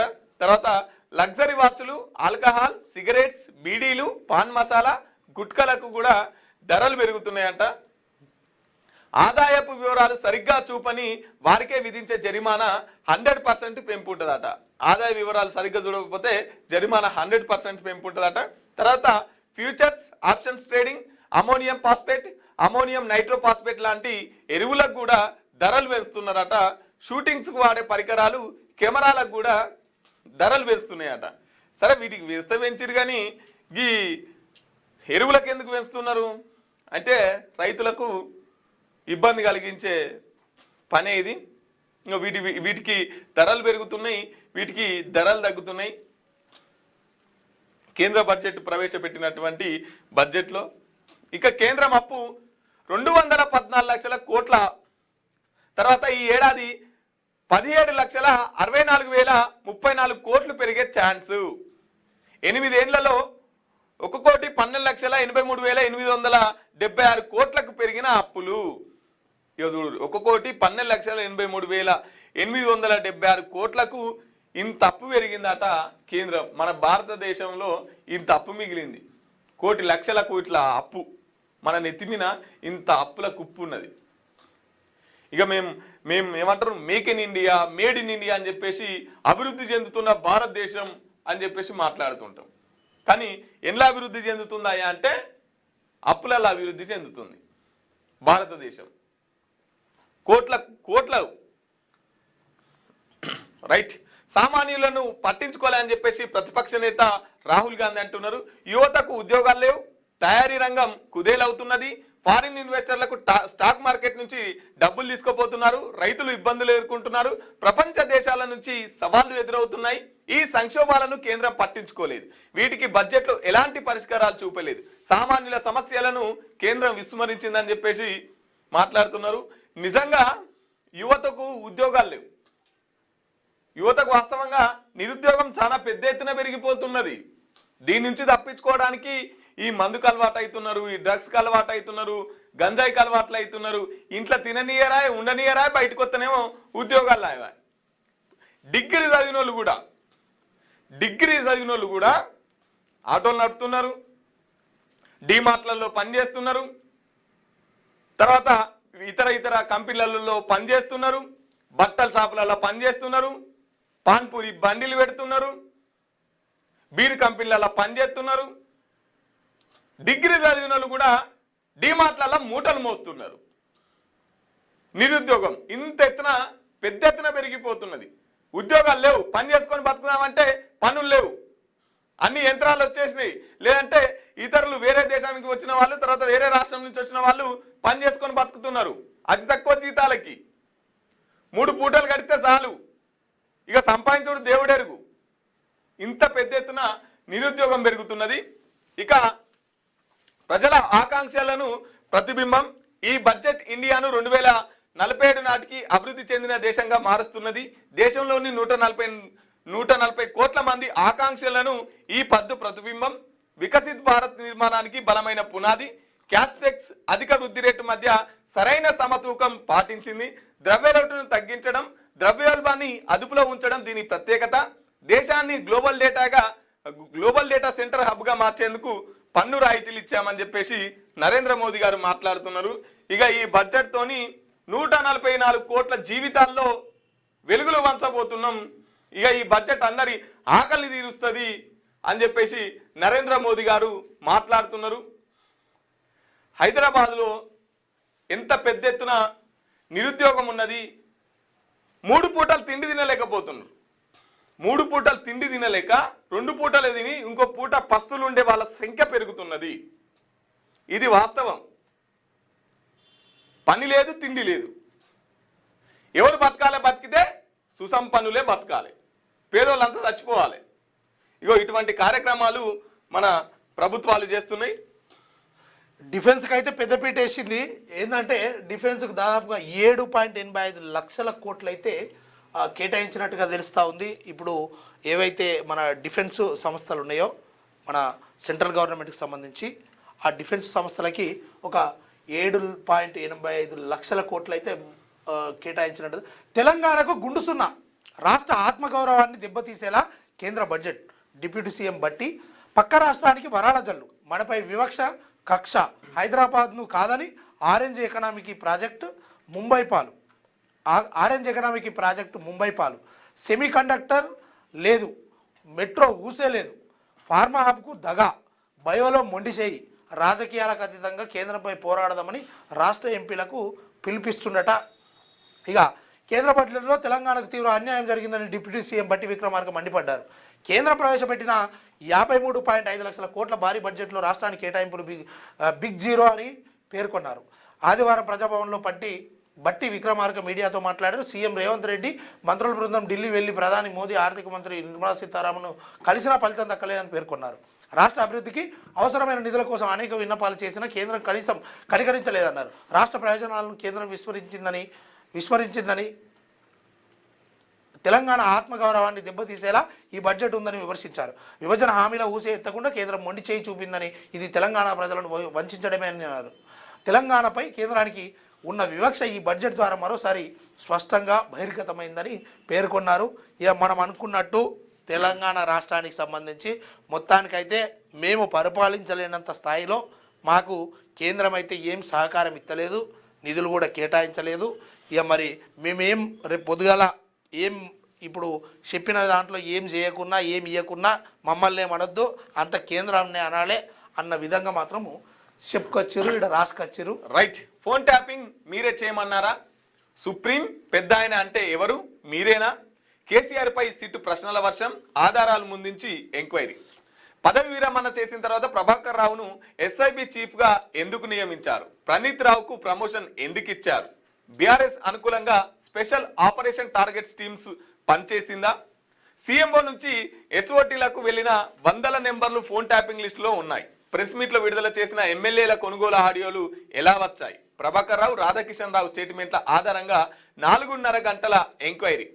ఫోన్ ట్యాపింగ్ కేసులో బీఆర్ఎస్ చీఫ్ మాజీ సీఎం కేసీఆర్ పై సిట్టు ప్రశ్నల వర్షం కురిపించింది. హైదరాబాద్ నందినగర్లోని ఆయన నివాసంలో ఆదివారం 4.5 గంటలకు పైగా విచారణ కొనసాగింది. ఈ ఎంక్వైరీని సిట్ అధికారులు ఆడియో వీడియోలు రికార్డ్ చేశారు. ప్రభాకర్ రావు, రాధాకిషన్ రావుల స్టేట్మెంట్ ఆధారంగా కేసీఆర్ ను ప్రశ్నించారు. సుప్రీం పెద్ద ఆయన అంటే ఎవరు? మీరేనా? మాజీ ఐఎస్బి చీఫ్ ప్రభాకర్ రావుపై, ప్రణీత్ రావుపై మీకు అంత నమ్మకం ఏంటి? అత్యంత కీలక నిఘా వర్గాల బాధ్యత వారికే అప్పగించాల్సిన అవసరం ఏంటి? మీ ప్రభుత్వంలో అడ్డగోలుగా ఫోన్ ట్యాపింగ్ జరిగిన సంగతి మీకు తెలియదా? ఎవరి అవసరాల కోసం ఫోన్ ట్యాపింగ్ చేశారు? బీఆర్ఎస్ ఎమ్మెల్యేల కొనుగోలు వ్యవహారం ఫోన్ ట్యాపింగ్ తోనే గుర్తించారా? మీరు ప్రెస్ మీట్ లో విడుదల చేసిన ఆడియోలు అవే కదా? ఫోన్ ట్యాపింగ్ చేయాల్సిన అవసరం ఎవరికి ఉంది? ఇలాంటి ప్రశ్నలతో కేసీఆర్ ను సిట్ అధికారులు ఉక్కిరి బిక్కిరి చేసుకొచ్చిర్రు. రైట్. సిట్ అధికారులు కేసీఆర్ ని ఉక్కిరి బిక్కిరి చేసుకొచ్చిర్రు అని చెప్పేసి వెలుగు దినపత్రిక రాసుకొస్తున్నది. నేనేమంటున్నా, ఈ వెలుగు దినపత్రికను ఒకటి అడగదలుచుకున్నా. నివాసంలో, నందినగర్ నివాసంలో విచారణ చేస్తున్న సమయంలో అక్కడ సిట్కి సంబంధించినటువంటి అధికారులు, తర్వాత కేసీఆర్, విచారణకు హాజరైనటువంటి కేసీఆర్, వీళ్ళు ఉన్నారు ఆ రూమ్లో. ఇంత సీక్రెట్గా వీడియోలు రికార్డ్ చేసిరు, ఆడియోలు రికార్డ్ చేసిరు. ఇంత సీక్రెట్గా ఈ విచారణ అనేది కొనసాగింది. తర్వాత ఈ విచారణ అయిపోయిన తర్వాత అటు సిట్ అధికారులు మాట్లాడలేదు, తర్వాత కేసీఆర్ వచ్చి ఒక అభివాదం చేసిండు తప్ప కేసీఆర్ గారు కూడా ఏం మాట్లాడలేదు. మరి ఈ వీడియోలు ఏమన్నా వాళ్ళు రికార్డు చేసిన వీడియోలు బయటకు వచ్చినాయా లేదంటే ఆడియోలు బయటకు వచ్చినాయా అంటే అది కూడా లేదు. ఇటు సిట్ అధికారులు ప్రెస్ మీట్ పెట్టి చెప్పలే, కేసీఆర్ ప్రెస్ మీట్ చెప్పలే, వాళ్ళు రికార్డు చేసిన స్టేట్మెంట్ను ప్రెస్కి ఇవ్వలే. మరి ఇన్ని ప్రశ్నలు ఇవి ప్రశ్నలు అని చెప్పేసి ఈ వెలుగు దిన పత్రికకు ఎట్లా తెలిసింది? ఈ వెలుగు దిన పత్రిక ఇవన్నీ క్వశ్చన్స్ ఎట్లా రాసుకొచ్చింది? ఈ క్వశ్చన్స్ అన్ని ఈ వెలుగు దిన పత్రికకు ఎవరిచ్చిర్రు? ఈ లీకులు ఎక్కడి నుంచి వచ్చినాయి, ఎట్లా వచ్చినాయి? ఈ ప్రశ్నలు ఇవే అడిగిరని చెప్పేసి ఎట్లా తెలుసు? అంటే నిన్న మాట్లాడినట్టు వాళ్ళు మాట్లాడినట్టు లీకులను నమ్మొద్దు అన్నట్టు ఇవన్నీ లీకులు, ఇవన్నీ వస్తుందే. ఆడ జరిగింది ఒకటి, ఈడొకటి. మరి ఆడేం జరిగిందని నీకు తెలుసా? మరి అక్కడ జరిగింది ఇంకెవరు తెలియదు. అయితే విషయం ఏంటంటే ఈయన సాక్షిగా విచారణకు గురైంది, విచారణకు హాజరైంది సాక్షిగానే. ఎవరు? ఈయన శ్రవణ్ రావు ప్రభాకర్ రావును ఈయన విచారిస్తే వాళ్ళు ఏం చెప్పారంటే సుప్రీం చెప్తే మేము చేసినాం, తర్వాత పెద్ద ఆయన చెప్తే మేము చేసినాం, మాకేం తెలుసు అని చెప్పేసి వాళ్ళు చెప్పినందుకు ఆ సుప్రీం అంటే మీరేనా అని చెప్పేసి మాట్లాడుకొచ్చినటువంటి పరిస్థితి. కేసీఆర్ ఏమంటున్నాడు? అదండి ఇంటెలిజెన్స్ సంస్థ యొక్క దాని పని అది చేసుకుంటూ పోతుంది, దాంతో ప్రభుత్వాలకేం సంబంధం అండి అని చెప్పేసి కేసీఆర్ గారు మాట్లాడుతున్నారు. మరి నిజంగానే నిన్న సిట్ అధికారులు సుప్రీం పెద్ద ఆయనే అనుకునేదాకా విచారణ పోయింది, విచారణ చేసిరు. సుమారు 9 గంటలు 8 గంటలు అనుకున్నారు, 5 గంటలకే కంప్లీట్ అయింది. మరి ఇక్కడితోనే ఈ విచారణ ఆగుతుందా? మరి ఈ విచారణ సుప్రీం పెద్ద ఆయనను కూడా చేసిరు కదా, మరి దీంట్లో ఏమన్నా దోషులను శిక్షకు లేకపోతే దోషులను చట్టం ముందు ప్రవేశపెడతారా అనేది కూడా తేలాల్సిన అవసరం. ఎందుకంటే అందరు మాట్లాడుతున్నట్టు ఇది ఒక డైవర్ట్ పాలిటిక్స్, ఇది ఒక ప్రతీకార చర్యగానే ఇది ఉంటుందా? ఇప్పుడు అసలైన పరిస్థితి ఉంటుంది సిట్ అధికారులకు, తర్వాత ప్రభుత్వానికి. నిజంగా ఇంతమందిని విచారణ చేసిరు కదా, ఇన్ని 2 సంవత్సరాల నుంచి ఈ కేసును ముంగటేసుకొని డైలీ సీరియల్ లెక్క ఈ విచారణ కొనసాగుతుంది కదా. మరి ఈ విచారణలో నీకు తెలిసిన నిజాలేంటి? ఈ విచారణలో మీరు ఏం బయట పెట్టాలనుకుంటున్నారు? అసలు నిజంగానే ఫోన్ ట్యాపింగ్ జరిగితే దాంట్లో దోషులు ఎవరు, ఇంకా ఎందుకు మీరు గుర్తించలేకపోతున్నారు అనేది కూడా ఇక్కడితోని ఇక సుప్రీం పెద్ద ఆయనను కూడా విచారణ చేసిరు కాబట్టి ఇకనైనా బయట పెడతారా, లేకపోతే ఇంకా దీన్ని కాలయాపన చేస్తూ ఇంకా 3 ఏళ్ల పరిపాలన ఉంది కాబట్టి అప్పుడు కూడా మళ్ళీ ఎన్నికలు వచ్చినప్పుడు లేకపోతే ఇంకేమైనా వచ్చినప్పుడు ప్రభుత్వం మీద ఇంకేమైనా వ్యతిరేకత వచ్చినప్పుడు మళ్ళీ దీన్ని ఓపెన్ చేస్తారా అనేది కూడా తెలియాల్సి ఉంది. కాబట్టి ఈ ఫోన్ ట్యాపింగ్ అంశం అనేది అయితే విషయం ఏంటంటే మధు, రాజకీయాలలో శాశ్వత మిత్రులు ఉండరు, శాశ్వత శత్రువులు ఉండరు. అందులో భాగంగా వాళ్ళు ఇవి మా దగ్గర ఆధారాలు ఉన్నాయి, అవి ఉన్నాయి, ఇంకోటి ఉన్నాయి అని చెప్పే మాటలన్నీ ఈ ఆరోపణలు అస్త్రాలుగా యూజ్ చేసుకుంటారు. ఈ ఆరోపణలు ఏవైతే ఆధారాలు లేనప్పుడు ఆరోపణలు అస్త్రాలుగా యూజ్ చేసుకొని ఒక వ్యక్తి మీద లేకపోతే ఒక వ్యవస్థ మీద ఓ బట్టగాల్చి మీదేసే ప్రయత్నం చేసి దాన్ని ప్రచారం చేస్తూ ఉంటారు. నిజంగా వీళ్ళందరి దగ్గర మరి ఆధారాలే ఉంటే ఇవన్నీ అలా సిట్కి ఇచ్చేసి ఇది జరిగిందా, ఇది కథ, ఇది కార్ఖానా చూపించవచ్చు కదా. ఆధారాలు లేకుండా ఈ ఆరోపణలు చేస్తే ఆ అస్త్రాలుగా మొదలయ్యి ఇంత చర్చకు దారితీస్తుంది అన్నట్టు, అంతే. అంతకు మించి ఎప్పుడైనా ఎవరికైనా ఇన్ని ఆరోపణలు ఇన్ని కథలు చేస్తూ ఉంటారు కదా. కేటీఆర్ విషయంలో డ్రగ్స్ వాడతాడు ఆయన, అది అట్లా ఇట్లా ఇంకో రావు అది ఇది అని మాట్లాడారు కదా. ఆధారం ఉన్న వాళ్ళని తీసుకో ఏమన్నా వేయకపోయారే, అది శాత కాదు. ఏమన్నా అంటే మాట్లాడుకోవడానికి, ఓ వ్యవస్థను గద్దె దింపడానికి, లేకపోతే ఒకళ్ళ మీద పూర్తిగా బురద జల్లే ప్రయత్నానికి తప్పితే వాళ్ళ దగ్గర ఉన్నారని లోపాయికారు ఒప్పందమే ఉంటుంది తప్పితే అవన్నీ తీసుకొచ్చి ప్రజల ముందు ప్రజల డొమైన్లో పెట్టి వాళ్ళని శిక్షిస్తారు. పోనీ అంతేందుకు ఇంత బయట లావు బాగా మాట్లాడుకుంటారు కదా. రేవంత్ రెడ్డి, అటు కేటీఆర్, ఇటు బండి సంజయ్, వీళ్ళందరూ మస్తు. ఇక తెలంగాణ రాష్ట్రంలో ఎవడన్నా చూస్తే ఎట్లుంటుందంటే అటు బీజేపీ కార్యకర్తలకు, ఇటు బీఆర్ఎస్ కార్యకర్తలకు, అటు కాంగ్రెస్ కార్యకర్తలకు, అరే అమ్మ మరి రేవంత్ అన్న పుసుకున్న మన కేటీఆర్ కనబడితే కొడతారా బై అనే కానుకుంటుంది కదా. నిజంగా కొట్టుకుంటారా వీళ్ళు? ఈ ముగ్గురు ఒక దగ్గర వేస్తే వీళ్ళు కొట్టుకుంటారా? మీకంటే ఇంకా కార్యకర్తల్లోనన్నా ఇంత సీమునెత్తురుండి మా పార్టీకి అప్పుడు ఓటు వేయలేదనో, లేకపోతే మేము మద్దతు చేస్తున్న క్యాండిడేట్కు ఎదురు తిరిగినామనో, లేకపోతే మమ్మల్ని జైలు పాలు చేసినామనో, లేకపోతే మా మీద తప్పుడు ప్రచారం చేసినామనో, ఈ రకమైనటువంటి అంటే వాళ్ళ మీద ఇంకా వాళ్ళ భాషల మీద చేస్తేనే వాళ్ళు కార్యకర్తలు చక్కగా మాట్లాడుకోని పరిస్థితి ఉంటుంది. వీళ్ళకు ఉంటుంది. పొద్దుగాల ఆడితే నమస్తే అన్న, నమస్తే నమస్తే నమస్తే, ఈ నమస్తేలు పెట్టుకుంటా కాలాన్ని సాగదీసేటోళ్ళు వీళ్ళు అరెస్ట్ చేస్తారంటే, వాళ్ళు ఈ దొంగలని నిర్ధారిస్తారంటే ఇదంతా ఒక డ్రామా. ఈ డ్రామాలో నిజంగా రేవంత్ రెడ్డిని కదా పెళ్లిలకేంచి తీసుకుపోయి, ఆ రోజు పెళ్లిలకేం తీసుకుపోయినందుకే కదా ఇవాళ ఆయన సీఎం అయిండు. ప్రజలను అటువైపు డైవర్షన్ చేస్తూ ఉంటారు. ఇక చంద్రబాబుని కదా ఆడ జైలు ఎత్తే ఆయన సీఎం అయినట్టు తర్వాత. ఈ రకంగా రాజకీయాలు నడుస్తూ ఉంటాయి. కానీ సామాన్య కార్యకర్తలారా మీరు మంచిగా ఆలోచించండి. ఈ నాయకులంతా, ఈ వ్యవస్థలో ఉన్నటువంటి పెద్ద పెద్ద పదవుల్లో ఉన్నటువంటి నాయకులంతా ఒక్కటే. వాళ్లకు వ్యక్తిపరమైన అంటే వాళ్లకు స్వతహాగా వాళ్ళ శరీరాలకు సంబంధించినటువంటి పంచాయతీలేమి ఉండయి. కానీ ఇదంతా కార్యకర్తల దృష్టిలోనే కార్యకర్తలే లొల్లి పెట్టుకుంటూ ఉంటారు. కార్యకర్తలే కొట్టుకుంటూ ఉంటారు. అన్ని కేసులు కార్యకర్తల మధ్యలోనే నడుస్తాయి. కానీ వీళ్ళు మాత్రము ఆరోపణలు చేసుకుంటారు. అవి నిజమే అన్న ఉద్దేశంతో ఈ కార్యకర్తలు లొల్లి పెట్టుకుంటూ ఉంటారు.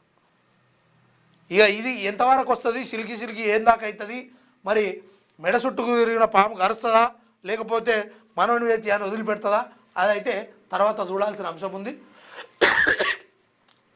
మనకు మళ్ళీ మండి చెయ్యి 3 హైస్పీడ్ రైళ్లు తప్ప తెలంగాణకు ఏమీ లేవు. బడ్జెట్లో పైసా కేటాయించని కేంద్రం. తపన్నుల వాటా కేంద్ర ప్రాయోజిత పథకాలే దిక్కు. రాష్ట్రం 1.46 లక్షల కోట్లు అడిగితే రూపాయి కూడా ఇవ్వలే. మూసీ మెట్రో, RRR ఎయిర్పోర్టుకు ప్రాజెక్టులకు కేటాయింపులు లేవు. IIM నవోదయ విద్యాలయాలు లేవు. విభజన హామీలను పట్టించుకోలేదు. ఎప్పటిలాగే కేంద్ర బడ్జెట్ తెలంగాణకు తీవ్ర నిరాశ మిగిల్చింది. రాష్ట్రానికి మళ్ళీ మొండిచేయి ఎదురైంది. వికసిత్ భారత్కు అనుగుణంగా తీసుకొచ్చిన తెలంగాణ రైజింగ్ విజన్ 2047 లక్ష్యాలను ఎలాంటి ప్రోత్సాహం లభించలేదు. హైస్పీడ్ రైలు కారిడార్ల ప్రకటనలు తప్ప అభివృద్ధికి సంబంధించి కొత్తగా ఒరిగిందేమీ లేదు. హక్కుగా వచ్చే పనుల వాటా కేంద్ర ప్రాయోజిత పథకాలు మినహా అదనపు నిధులు ఏమీ కేటాయించలేదు. విభజన హామీల ఊసు కూడా ఎత్తలేదు. సీఎం రేవంత్ రెడ్డి మంత్రులు అనేకసార్లు ప్రధాని మోదీని కేంద్ర మంత్రులను కలిసి రాష్ట్ర అవసరాలను వివరించారు. వివిధ ప్రాజెక్టుల కోసం 1.46 లక్షల కోట్లు అవసరమని ప్రతిపాదనలు పంపారు. ఆ ప్రతిపాదనలు పంపారు. అందులో భాగంగానే 60 సార్లు ఢిల్లీకి పోయిన సారు మళ్ళీ తిరిగి వచ్చిండు. ఆ ఢిల్లీకి పోయిన పైసలు ఎన్నైతాయో అవన్నీ ఒక చిన్న సిత్కా 10 ఊర్లన్నా బాగుపడుతుండే కావచ్చు. మొత్తానికి ఎప్పటిలాగానే అనుకుంటే ఇంతకుముందుకు ఇయ్యలే అంటే ఇప్పుడు ఇస్తా అంటే ఎట్లా నమ్ముతారు సార్ మీరు కూడా? మళ్ళా మనకు రావాల్సిన దాన్ని మనం గుంజుకునే ప్రయత్నంగా ఆ రకంగా ముందుకు అడుగులేయాలి. కానీ ఎప్పటిలాగానే ప్రకటించింది వాళ్ళు ప్రకటిస్తారు. వాళ్ళ ఆలోచనల వాళ్ళ ప్రభుత్వం ఉన్న కాడ ఎలుగబెడుతున్నారని ఈడ ఎలుగబెడతారు వాళ్ళు. రైట్. ఇక సబ్సిడీ ఖర్చుల్లో తెలంగాణ టాప్. ఒక్కో వ్యక్తిపై రాష్ట్ర ప్రభుత్వం చేస్తున్న వ్యయం 16,460. పరిమితికి మించిన సబ్సిడీలు, డిస్కామ్ల నష్టాలపై 16వ ఆర్థిక సంఘం రిపోర్ట్. దేశ సగటున కంటే ఎక్కువ తగ్గించుకోవాలని హెచ్చరిక.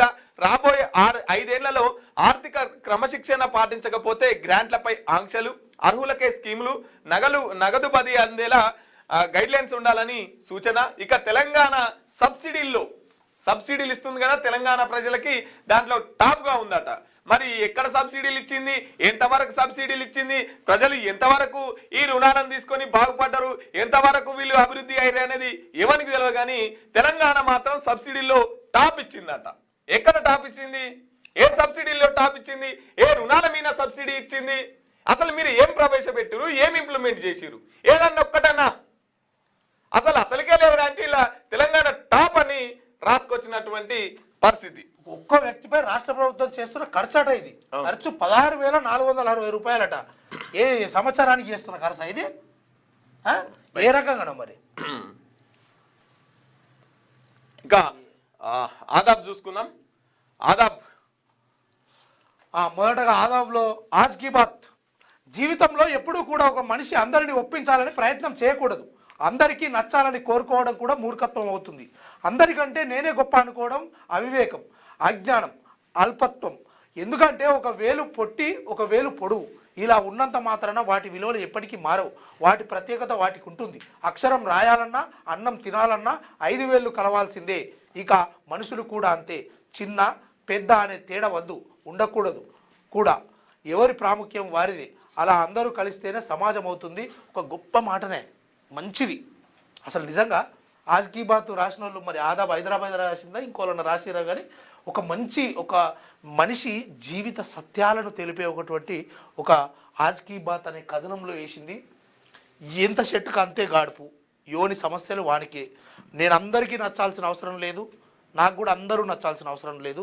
ఎవరి అంటే వాళ్ళ మెదడులో ఆలోచించేటువంటి తీరుకే అనుసంధానం అయి ఉంటుంది. అంతేగాని ఇక ఆడు దొంగ వీడు లంగా అనే ప్రయోజనాలు నువ్వు దగ్గర నుంచి చూస్తే మాత్రమే చెప్పగలుగుతావు. కానీ ఇక ఓ పార్టీ అంటే ఒక ఆయనకి ఇష్టం ఉండదు, ఇంకో పార్టీ అంటే ఇంకో ఆయనకి ఇష్టం ఉండదు, వీళ్ళిద్దరికి ఇష్టం ఉండే పార్టీ ఇంకోటి ఉండకపోతుండొచ్చు. అట్లా అని విడిపోవాల్సిన అవసరము లేదు, కలవాల్సిన అవసరము లేదు.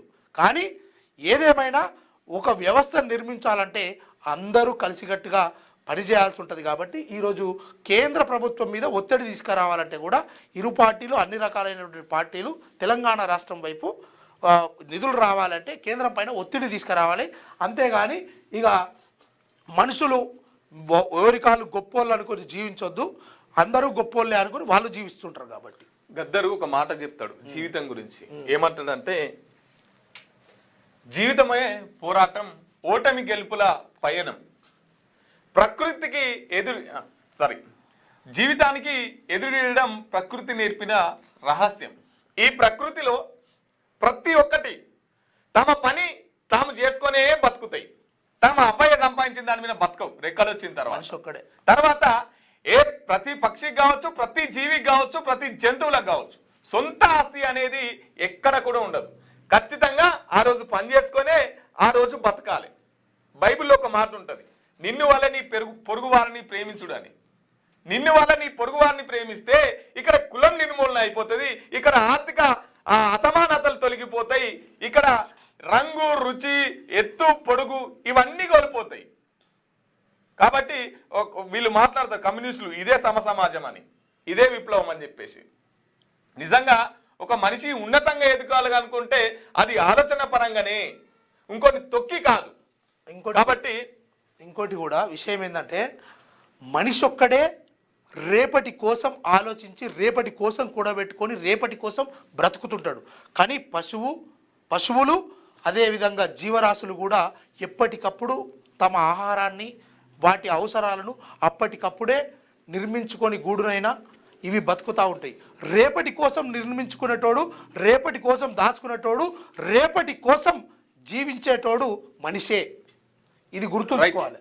వికసిత్ భారత్ దిశగా 2026-27 బడ్జెట్, హై స్పీడ్ రైలు, గ్రామీణ శక్తి, ఆర్థిక క్రమశిక్షణకు పెద్దపీట. ఆదివారం వార్షిక బడ్జెట్ లో ప్రవేశపెట్టిన నిర్మలా సీతారామన్ 7 కొత్త హై స్పీడ్ రైలు కారిడార్ల ఏర్పాటుకు ప్రతిపాదన.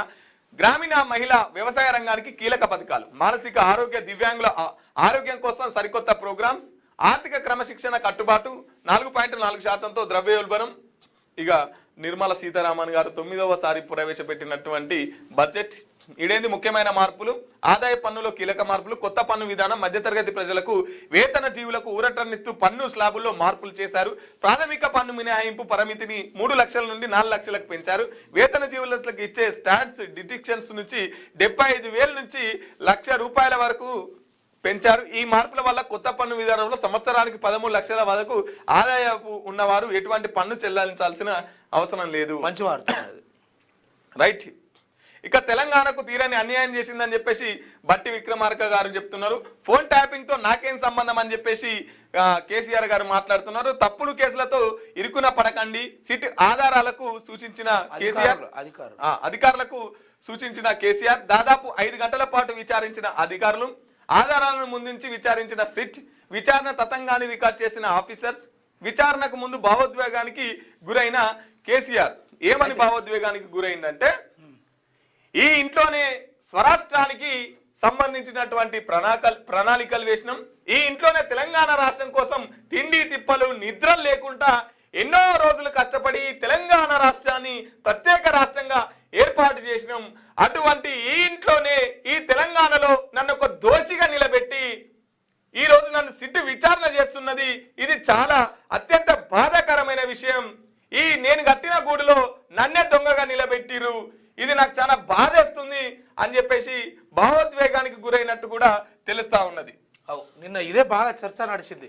ఎందుకంటే సారు చాలా సార్లు కూడా ఆ రూమేనట, మళ్ళీ అది కూడా ఆ రూమ్ అనే మాట్లాడిర్రు. రూమ్లోనే భావోద్వేగానికి గురైనట్టుగా నిన్న చాలా వైరల్ అయింది అది. కేంద్ర బడ్జెట్ కేవలం 5% మందికే. బడ్జెట్పై పెదవి విరిచిన విపక్షాలు నిరుద్యోగం, రైతుల కష్టాలను ప్రభుత్వం పెడచెవిన పెట్టింది రాహుల్ గాంధీ అంటుండు. స్టాక్ మార్కెట్ పతనానికి బడ్జెట్టే కారణం అఖిలేష్ యాదవ్. మధ్యతరగతి రైతులు కార్మికులకు తీవ్ర నిరాశ మిగిలింది. సరే ఆ సారు చెప్పాల్సింది చెప్పిండు, నాకేంటి సంబంధం అంటుండు. ఎస్టేట్ భూమికి ఎసరు.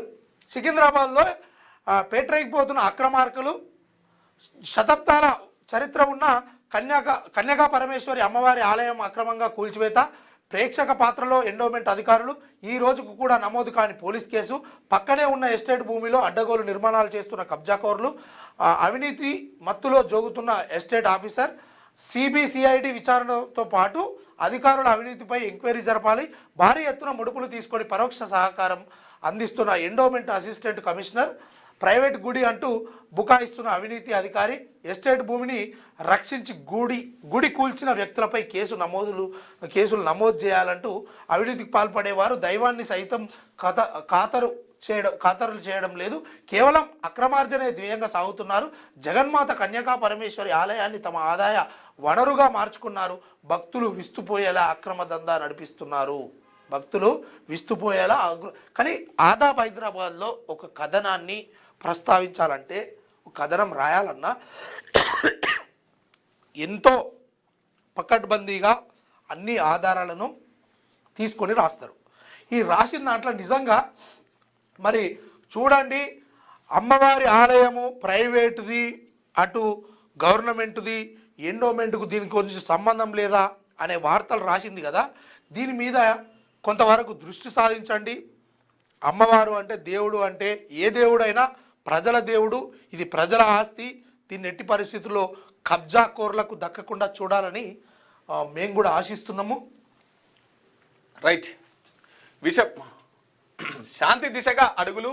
4 ఏళ్లుగా జరుగుతున్న యుద్ధానికి ముగింపు. రష్యా ఉక్రెయిన్ మధ్య జరుగుతున్న శాంతి చర్చలు గౌరవప్రదమైన ముగింపునకు సిద్ధంగా ఉన్నాం. జెలిన్స్కీ ప్రకటనపై స్పందించని అమెరికా, రష్యా. ఇక రష్యా ఉక్రెయిన్ మధ్య భీకరమైన యుద్ధాలు ఇంకా అవి అప్పుడు కొంచెం గట్టిగా జరిగినాయి, ఇంకా కూడా చిన్న జరుగుతూనే వస్తున్నాయి. ఇక అవి శాంతి దిశగా అడుగులేసుకుని శాంతి చర్చల వైపు కూర్చొని మాట్లాడుకునే దిశగా ఆలోచనలు చేస్తున్నాయట. మంచి పరిణామమే. కూర్చొని మాట్లాడుకోరు ఏదైనా ఉంటే కానీ బాంబులు వేసుకొని జనాలను సాగుకొడితే ఏముంటుంది. రైట్. ఇక విషపూరితంగా మారుతున్న హైదరాబాద్, ప్రమాదకరంగా ఓఆర్ఆర్ ప్రాంతం, భవిష్యత్తులో శ్వాస తీసుకోవడం కష్టంగా మారుతుందని హెచ్చరిస్తున్న ఐఐటి కాన్పూర్ అధ్యయనం. విషయం ఏంటంటే, ఒకప్పుడు ఈ భూమి మీద పెత్తనం మనుషులకు లేకుండే, ఈ భూమి సహజ వనరుగా ఉండేది. కానీ ఈ భూమి మీద మనిషి కన్నుబడి ఈ భూమిని హద్దులు పెట్టి ఈ భూమిని మనుషులు ఆక్రమించారు. తర్వాత నీళ్లు సహజ వనరుగా ఉండే, నీళ్లపైన కూడా మనిషి పెత్తనం సారించి ఈ నీళ్లను కూడా అమ్మేటువంటి ప్రక్రియ. ఇవాళ బయటికి వెళ్తే వాటర్ బాటిల్ కొనాల్సిందే, ఇంటికి వస్తే ఫిల్టర్ వాటర్ కొనుక్కొచ్చుకోవాల్సిందే. భూమిని అమ్ముతున్నారు, తర్వాత నీళ్ళని అమ్ముతున్నారు, రేపు గాలిని కూడా అమ్ముతారు. ఎందుకంటే ఉన్న గాలిని గబ్బు చేస్తున్నారు. ఢిల్లీలో బతకలేనటువంటి పరిస్థితి. ఎంత అభివృద్ధి చెందితేంది, అరే మనుషులే బతుకుతలేరు కదా. ఈ అభివృద్ధి ఎవరికి? ఇంకా ఆరవాలి పర్వతాలను కూల్ చేస్తున్నారు. రాబోయే 10-20 ఏళ్లలో ఢిల్లీలో ఒక్క మనిషి కూడా బతకడు. నువ్వు ఎంత నిబంధనలు పెట్టే ఇంకేం చేసినా కూడా. ఆల్రెడీ 80% 60% గబ్బైపోయింది. ఈ తెలంగాణలో కూడా చాలా విషపూరితమైనటువంటి సెకండు, ఢిల్లీ తర్వాత సెకండు హైదరాబాదే. ఆ వాయువులో విషపూరితమైనటువంటి మొత్తం గాలి తీసుకుంటేనే శ్వాసకోశ ఇబ్బందులు, గుండెకు సంబంధించిన ఇబ్బందులు, ఇవి జరిగేటువంటి పరిస్థితి. ఎందుకంటే విపరీతమైన ట్రాఫిక్ పెరిగిపోయింది, విపరీతమైన బండ్లు పెరిగిపోయినాయి. మనిషి ఒక్కడే కానీ పెద్ద కారు, ఒక్కో మనిషికి ఒక కారు. ఇంట్లో 5గురు ఉంటే 5 కార్లే, 5గురు కలిసి ఒక్కో కార్లో పోరు, ఎవరి కార్లు ఆర్లే తీసుకుపోతారు. పైసలు ఎక్కువ అవుతున్నాయి. ఇక గాలి కాలుష్యం కాకపోతే ఏమవుతుంది? ఎట్లా పోతారు? గమ్మత్తున్న పైసలు ఉన్నాయి, కొంటారు. కొంటే రాష్ట్ర ప్రభుత్వానికి ఆదాయం వచ్చే, అందులో భాగంగా 5గురు డ్రైవర్లను పెట్టుకుంటారు. ఇక సామాన్యమైన జనాలకు తిప్పలు. రైట్, ₹1 కోటి పరిహారం మేడం గారికి, సౌమ్య గారికి ₹1 కోటి పరిహారం ఇస్తారు. గంజాయి స్మగ్లర్ల దాడిలో యాక్సిడెంట్లో చనిపోయినటువంటి కానిస్టేబుల్ సౌమ్య గారికి ₹1 కోటి గౌరవ లాంఛనంగా అంత్యక్రియలు కూడా జరిపినటువంటి పరిస్థితి. రైట్, ఇక సార్ నమస్తే తెలంగాణ కూడా చూసుకుందాం. అన్న బాగా ఆశపడుతుండు, ప్రేమ పడుతుండు. పాత ఫోటో క్లారిటీ, కెమెరా పాత అయినట్టు, కొత్తది కొనరు సారు. ఆడ ఏమంటారు, రేట్లు పెంచుతున్నాడు కదా కొంచెం. యా, ఆదివారం తెలంగాణ భవన్ వద్ద రేవంత్ రెడ్డి దిష్టి బొమ్మను దానం చేస్తున్న బీఆర్ఎస్వి అధ్యక్షుడు Gellu Srinivas, BRS party social media convener Kishank తదితరులు. ఈ మొత్తం ఇట్లా కుట్రదారులు ఖబర్దార్. మహానది ఆగదు, అలసిపోదు, మహాశిఖరం తొనకదు, తలవంచదు, ఉక్కుపిడికిలి సడలదు, వదలదు, కుతంత్రాల విచ్చుకత్తల మధ్య కూడా అదే ధైర్యం, స్థైర్యం. 5 గంటల సిట్ విచారణ తర్వాత కూడా అదే చెక్కు చెదరని చిరునవ్వు. తరలి వచ్చిన అభిమానులకు అభివాదం చేస్తూనే కేసీఆర్ చెప్పగానే చెప్పిన మాట, మౌనంగానే పంపిన ఓ హెచ్చరిక. కుట్రదారులు ఖబర్దార్. ఉద్యమ నేత మాత్రమే కాదు, జనహృదయ నేత కేసీఆర్, రాష్ట్ర సాధకుడు కేసీఆర్ ఆయనపై కక్ష కట్టి ప్రతీకారేచ్ఛతో కేసులు పెట్టుతుండటాన్ని ఆషామాషిగా తీసుకోవడం లేదు తెలంగాణ. అందుకే పనిలేని కేసులో సిట్ నోటీసులు అంటేనే ఊరువాడ బగ్గుమంటుంది. బీఆర్ఎస్ శ్రేణులే కాదు, జనం ఎక్కడికక్కడ నిరసనలు దిగారు, ర్యాలీలు చేపట్టారు, ప్రభుత్వ దిష్టి బొమ్మలను దానం చేశారు. రేవంత్ సర్కారుపై నిప్పులు జరుగుతూనే ముక్తకంఠంతో నలుదిశలా మారుమోగిన మాట. రైట్, కుట్రదారులలో ఖబర్దారు. ఫోన్ ట్యాపింగ్ పేరిట అల్లర్ల చిల్లర కేసులు అన్ని అడ్డదారులు తొక్కుతుందని ప్రభుత్వం పోలీసులను పాపుల్ని చేసి ఆడుతున్నది. ఆఖరి నోటీసులు ఇవ్వడంతోనూ చట్టబద్ధంగా వ్యవహరించలేదని చెప్పేసి కుట్రదారులు ఖబర్దార్ 5 గంటల పాటు విచారణ కొనసాగిందంట. ఇక అదంతా అదే, దానికి సంబంధించిందే. 5 గంటల సిట్ విచారణ, సడలిని ఉక్కు పిడికిలి, చెక్కు చెదరని చిరునవ్వు. అలానేమో వెలుగు పేపర్లేమో ఉక్కిరి బిక్కిరైన కేసీఆర్ అని చెప్పేసి వెలుగు పేపర్లో రాసుకొస్తారు. వీళ్ళనేమో 5 గంటల పాటు విచారణ కొనసాగిన సడలని ఉక్కి పిడికిలి, చెదరని చిరునవ్వు. ఎవరి కాళ్ళు డప్పగొడుతుంటారు. ఏ పార్టీకి ఎవరికి వాళ్ళు. కేసీఆర్ కు సంఘీభావం బగ్గుమన్న తెలంగాణ. ఎగసిన గులాబీ దళం. నందినగర్ లో ముగిసిన 6 సభ్యుల సిట్ బృందం విచారణ. పరిసరాల్లో భారీ బందోబస్తు, పోలీసుల ఆతిథ్యం, స్థానికుల అవస్థలు. కేసీఆర్ కు నోటీసులపై గర్జించిన పల్లె, పట్నం, ఊరు, వాడ నిరసనలు. రాష్ట్ర వ్యాప్తంగా నిరసన ప్రదర్శనలు, బైక్ ర్యాలీలు, దిష్టి బొమ్మల దహనం. అధినేత కోసం తరలి వచ్చిన తెలంగాణ. అడుగడుగున నినాద హోరు. ఉదయం నుంచి రాత్రి దాకా తెలంగాణ భవన్లోని బీఆర్ఎస్ శ్రేణులు పెళ్లుబికిన అగ్రహజ్వాలు. పలుచోట్ల ఉద్వేగ క్షణాలు, ఉద్రిక్త పరిస్థితులు. విచారణ తర్వాత అభిమానులను, పార్టీ శ్రేణులను కేసీఆర్ అభివాదం. అనంతరం పురపోరుపై కేసీఆర్ సమీక్ష. పార్టీ నేతలకు దిశానిర్దేశం. ఆదివారం రాత్రి ఎర్రవల్లి నివాసానికి తిరిగి వెళ్లిన బీఆర్ఎస్ అధినేత కేసీఆర్ గారు. ఇంకా మొత్తం ఇదే వస్తుంది. చట్టవిరుద్ధంగా కేసీఆర్ను సిట్ నోటీసులు ఇవ్వడాన్ని నిరసిస్తూ నిజామాబాద్లో ఆదివారం బీఆర్ఎస్ శ్రేణులు పెద్ద ఎత్తున చేపట్టిన బైక్ ర్యాలీలో మాజీ మంత్రి వేముల ప్రశాంత్ రెడ్డి, మాజీ ఎమ్మెల్యే బిగాల గణేష్ గుప్తా తదితరులు. ఆదివారం రాత్రి సిట్ విచారణ ముగిసిన తర్వాత నందినగర్కు తరలి వచ్చిన పార్టీ శ్రేణులు అభిమానులకు తన నివాసం నుంచి అభివాదం చేస్తున్న బీఆర్ఎస్ అధినేత మాజీ ముఖ్యమంత్రి కేసీఆర్. భరోసా లేని బడ్జెట్, అన్ని రంగాలకు అసంతృప్తి మిగిల్చిన నిర్మలా పద్దు, 53.47 లక్షల కోట్లు కేంద్ర బడ్జెట్, వేతన జీవులకు నిరాశే దక్కని ఆదాయ పన్ను ఊరట, ముదుపుల ఊసేలేని కేంద్ర బడ్జెట్ లెక్కలు, ఉన్న సబ్సిడీలకు భారీగా కోత, ఇన్వెస్టర్లపై ఎస్టీటీ వాత, స్టాక్ మార్కెట్లపై పన్నుపోటు, సూచీల పతనం, పెరగనున్న ఆల్కహాల్, సిగరెట్లు, కెమెరాల ధరలు, తగ్గనున్న క్యాన్సర్, డయాబెటీస్ ఔషధాలు, చెప్పులు. తెలంగాణపై అదే వివక్ష. కనీసం ఒక్క ప్రాజెక్టును మంజూరు చేయని కేంద్రం. 12 శాఖలకు చెందిన 47 ప్రాజెక్టులు పెండింగ్. రాష్ట్రానికి మరోసారి మోదీ సర్కారు మొండి చెయ్యి. ప్రధాన ప్రాజెక్టులకు చోటు కల్పించని కేంద్ర ప్రభుత్వం. ఇంకే మొత్తం అయిపోయిందా? అంతే కదా, ఫస్ట్ పేపరే కదా. మూతోడ్ జవాబు దియా సిట్కు కేసీఆర్ సంపూర్ణంగా సహకరించారు. అధికారులు అడిగిన ప్రతి ప్రశ్నకు స్పష్టంగా కుండబద్దలు కొట్టినట్టు సమాధానం ఇచ్చారు. పైశాచికానందానికి కాంగ్రెస్ సర్కారు పెద్దలు ఈ రోజుతో ఫుల్ స్టాప్ పెడతారని ఆశిస్తున్నాం. Congress the diversion Subversion perversion politics వైఫల్యాలు కప్పిపుచ్చుకునేందుకే విచారణ. పుకార్లు లీకులను మీడియా విశ్వసించొద్దు. సిట్ను నడిపేది ఎవరు? టీపీసీసీ చీఫా, బీజేపీనా, BRS working president KTR fire అయిండు. తెలంగాణ సాధకుడు ఉద్యమ సూర్యుడు కేసీఆర్ మీద కాంగ్రెస్ సర్కారు చేస్తున్న చిల్లర ప్రయత్నాలను ప్రజలు గమనిస్తున్నారని అన్ని గుండెల్లో పెట్టుకుంటున్నారని కాళోజీ చెప్పినట్టుగా సరైన సందర్భంలో ఉప్పు పాతర వేస్తారని BRS working president KT Ramarao హెచ్చరించారు. 2 ఏళ్ల కాంగ్రెస్ పాలన గురించి 3 ముక్కల్లో చెప్పాలంటే డైవర్షన్ అని ఇవే 3 ఇప్పటిదాకా చెప్పిండు. ఇది మన తెలంగాణలో ఉన్నటువంటి తెలంగాణ రాష్ట్రం తొలి ముఖ్యమంత్రి, ఇప్పుడు మాజీ సీఎం, తెలంగాణ కొంతమంది పిలుచుకునే జాతిపిత, తెలంగాణలో ఫోన్ ట్యాపింగు ముఖ్య సుప్రీం పెద్ద ఆయన ఈయననే అంటూ రాసుకొచ్చినట్టు కథనాలన్నిటికో కేసీఆర్ గురించి ఈరోజు వార్తాపత్రికల్లో ఇన్ని రోజులు ఫామ్ హౌస్లో ఉన్నటువంటి కేసీఆర్ గురించి ఎక్కడ ఒక మాట రాకపోయేసరికి ఉలిక్కుమన్న తెలంగాణ సమాజం అంతా, బీఆర్ఎస్ పార్టీ శ్రేణులు, నాయకులు అందరూ కూడా పెద్ద ఎత్తున రోడ్ల మీదకి వచ్చి నినదించారు సార్కి ఏమన్నా కాగల అని.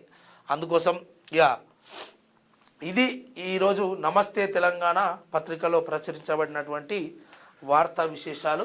మరి ఇది మిత్రులారా, ఒకసారి మన మార్నింగ్ న్యూస్ లైక్ చేయండి, షేర్ చేయండి, మరింత మందికి షేర్ చేయండి. ఇంకా విషయాలు ఏమైనా ఉంటే కామెంట్ చేయండి. సమస్యలు ఏం లేనట్టుగానే తెలుస్తుంది. మరి సరే, రైట్ మిత్రులారా, ఇవి ప్రధాన వార్తా పత్రికల్లో వచ్చినటువంటి ప్రధాన వార్తా విశేషాలు. ఇక రేపు వచ్చే మార్నింగ్ న్యూస్లో మళ్ళీ కలుసుకుందాం. అప్పటిదాకా చూస్తూనే ఉండండి క్యూ న్యూస్. Thank you.